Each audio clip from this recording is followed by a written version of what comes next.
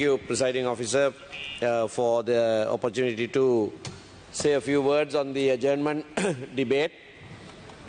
On the throne speech made by the President yesterday in this House, I'm saying throne speech because in the English version of the printed document of his speech, it actually says throne speech. The Sinhala and the Tamil don't have it. But the English says throne speech. Knowing the President as I do, he probably drafted his speech in English first. And he thought he was actually making a throne speech. Those who translated it into Sinhala and Tamil knew better than to call it anything like that. And the title says policy statement by His Excellency the President. But this betrays what the President has in mind, or what he thinks, who he is, to say throne speech. Now in this speech, the President deals with people who criticize various acts of the government, various policies, and says, but when they come into office, they continue with that. They don't act any differently. And he's criticized them quite strongly in his throne speech. But I would like to remind him that he is also doing the same thing. In 1996, it is said that the United National Party at its convention resolved to abolish the executive presidential system. And that was a position they've held on to until now, or said to be their official position. In the last parliament, when we had a constitutional assembly, when this issue of executive presidency came up, the president, who was prime minister then, quite categorically said that's the UNP stand. We are for abolition of the executive presidency. But now that he is the executive president, we don't see anything. We don't hear anything about abolishing executive presidency. In point of fact, when the 21st Amendment was passed, what was presented to the country was that the powers of the executive president are being curtailed. 20th Amendment enhanced it, 18th Amendment enhanced it, 20th Amendment enhanced it. So it was said that we are going back to the 19th Amendment. The powers of the executive presidency are being curtailed. But none of the executive powers of the president have been curtailed. I said that at the debate on the 21st Amendment also. So that was a fraud on the people, because what was presented to be the amendment did not achieve that. And the President happily carries on as the executive president with full executive powers. And although the UNP's stated policy is abolition of the executive presidency, he has made two throne speeches. And he has not said that he will abolish executive presidency. There is one matter that I want to deal with in the short time that I have today, and that is to do with the Tamil national question.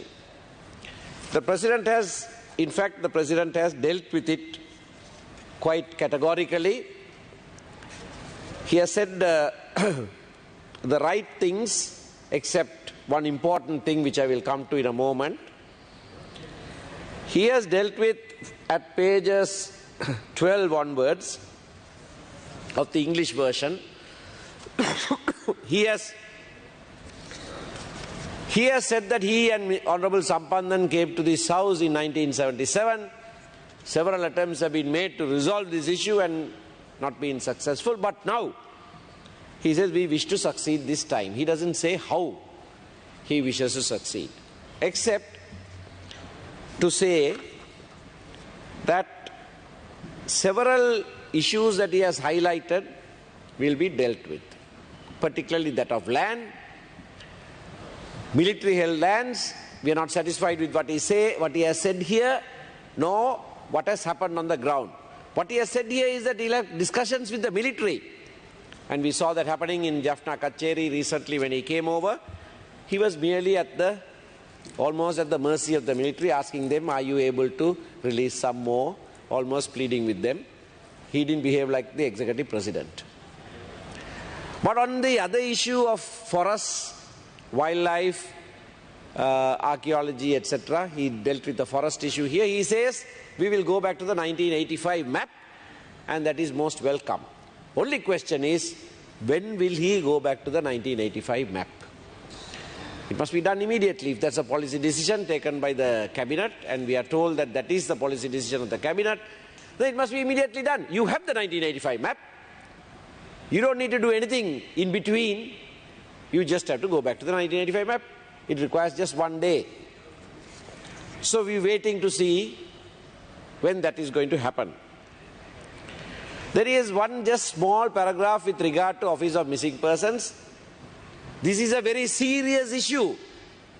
In our discussions with the President, we have told him, even the LLRC, the Lessons Learned and Reconciliation Commission, which President Mahinda Rajapaksa appointed soon after the end of the war, that gave its report on the 31st of March 2011, even in that report it says just over 3,000 persons were surrendered to the security forces in the last few days of the war.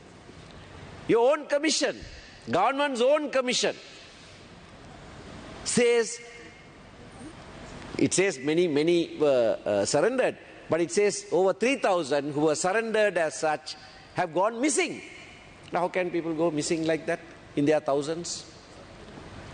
So merely having an Office of Missing Persons, and we supported that legislation, but after that, not one single case has been investigated into to find out what happened to the person so surrendered.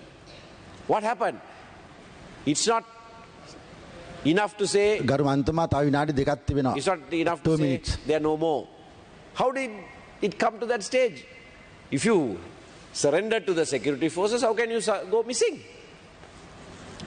Thereafter, he dealt with the issue of devolution of power.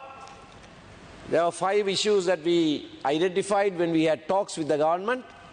And I must say, in this document, in his speech, he has dealt with all those 5 matters. But with regard to the police powers, he merely says there is a short one-sentence paragraph at page 16 that says there is no change in police powers. Now we don't understand what that means. Is he saying there's not going to be any change, the status quo will remain? Or is he saying there won't be any change to what is in the Constitution? If there is no change to what is in the Constitution, then the police powers must be devolved. So he's left it ambiguous, I suspect deliberately. The matter that I want to end with is that he says maximum devolution of power within a unitary state. You cannot have maximum devolution of power within a unitary state. The President knows that more than anyone else. The President campaigned on the platform of a federal state in 2005 when he contested for executive presidency. In the last parliament, when he was chairman of the steering committee of the Constitutional Assembly, he very specifically said that he stands for a federal state. And now he's done a somersault and he says within a unitary state with a capital U and capital S, signifying that the scheme of government will be unitary. Now and he ends by saying, I will not allow separation of the country. We are not asking for a separation of the country. We are for a united, undivided, even indivisible country.